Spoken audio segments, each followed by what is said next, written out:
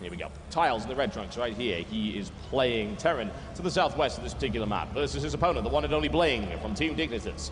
He is in the orange trunks, and he is playing Protoss to the northeast. And the reason why I said that this map is so heavily favored for Tyles is simply because everybody knows about the 1-1-1 build.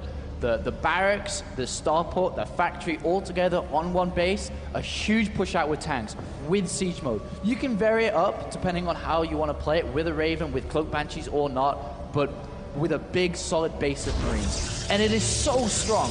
And the reason why it's so strong, because the rush distances are very short, and then the biggest problem on this map is that huge hole right outside of the natural, basically. You can siege up a tank behind it, and there's literally no way you can get to that tank. It's very, very difficult to deal with. It is a little tricky, and they are doing certain things about it. They are rebalancing things just a little bit, but that's pretty constant. I mean, the idea of, say, just pulling out and saying, oh, well, an entire tournament's results are invalid just because of that. No, that's not really the case. Balance does come into it, but balance is a constantly shifting thing. And it's not just a case of, this is imbalanced. It's more of a case of, this is how the metagame currently is. This is strong right now. People haven't really figured out the proper counter to it. So I don't think that balance should really come into the discussion. But whatever the case, we're going to see how well Tyles does. And I think if there's any map that Tyles can take and get a good, solid momentum against Bling, this will be it. Almost definitely. And there's a couple of ways to deal with that really impossible strategy. You could go Stargate and Phoenixes, but the thing is, you have to go that before you actually scout what's going on, so you're kind of guessing a little bit blindly. You can also go for very fast Colossus, which is very dangerous against the siege tanks and Banshees, of course. You can go for Immortals, but you're not going to get enough Immortals out. They're all Marines. And there's many different ways to do it, and there isn't a solid one. And I was talking with Bling earlier, and what he said that he finds the best way to do it is to literally go ahead and just get a lot of gateway units out. And we talked about, how gateway units are so bad against the siege tanks and so on.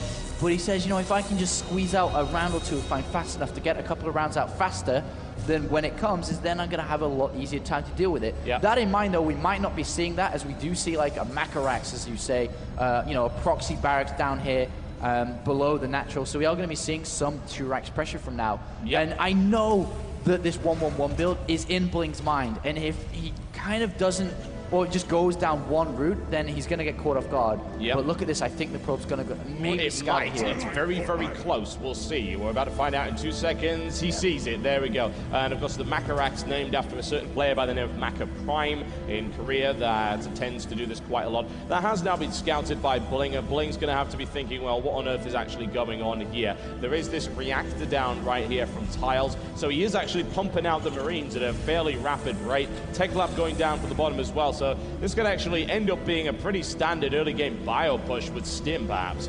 Yeah, what we're actually looking at here precisely is that we're not seeing 1-1-1 because he's invested in the Tech Lab. What he's going to do now is basically the safest build there is to expand with. You get a Marauder out, you get concussive shells out, and then you expand behind it.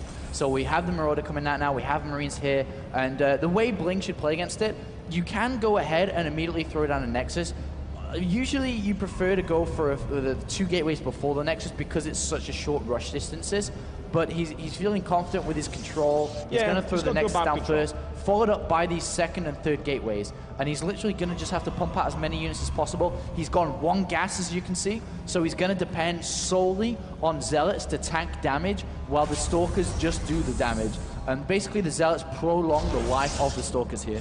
Yeah, now Tyles did get a really, really good scan there. He spotted the gateways. He pretty much saw everything he possibly could have, with the exception, I believe, of that Nexus. He doesn't know that it's there just yet. Admittedly, he's got to be thinking something along those lines. Lots of Marines rolling out right now, and SCVs on the way up as well. So this, again, it's not all Inish per se. It's mostly going to be some kind of big bunker pressure right here. Yeah, he's going to push up there, just build bunkers all around the natural, try to get rid of this Nexus as much as possible. And now we are seeing Bling Chrono boosting out all the gateways. He knows it's coming now. He has to warp in a couple more Zealots as well, because he's only got 1 Zealot currently. If he feels that there's 2 little Marauders, he'll literally just go all Stalkers. He's pulling a lot of probes as well. You can pull probes here because you can. You've got double Chrono boost basically, so you can reimburse them very, very fast.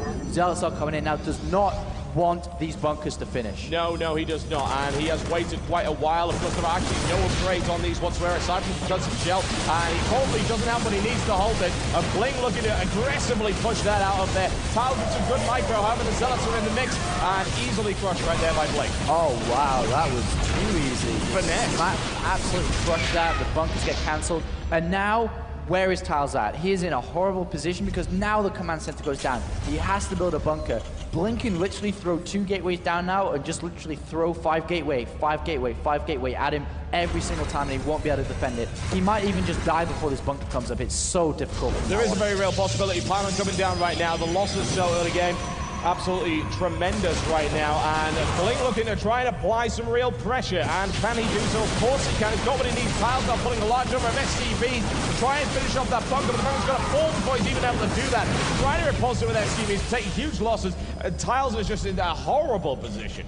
Another sacrificial 3 Zealots have been made, and unfortunately that is the Zealot's job in this matchup, is to sit there, die in slow motion as they move in now, and once again will die to these Marines and Marauders, but the Stalkers prolong their life here. Yep, Fuel going in because, hey, why not? It's yellow, it might distract them. Whatever the case, Bling, it has now denied this expansion completely. There is a bunker coming up in the corner, and wow, that is a late stim, and there's no way that's going up. No, Stim's going to go down as well.